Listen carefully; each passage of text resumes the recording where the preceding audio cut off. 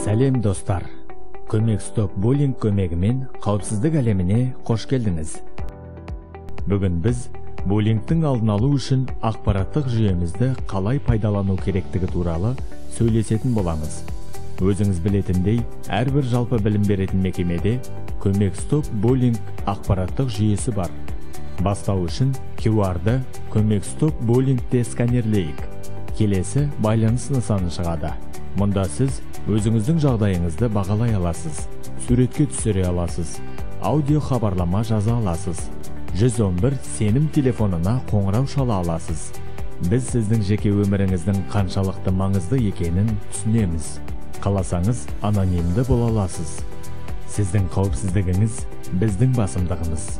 Мобильді қосымшада сіз көптеген пайдалы ақпараттарды таба аласыз. Бейнені қараңыз, одан да мықты болуды үйреніңіз. Егер сіздерде сұрақтар туындаса, немесе қолдау қажет болса, хабарласыңыз. Бізге көмек стоп боулингке қосылғаныңыз үшін рахмет. Бірге қауіпсіз және құрметті қоғамдастық құрайық.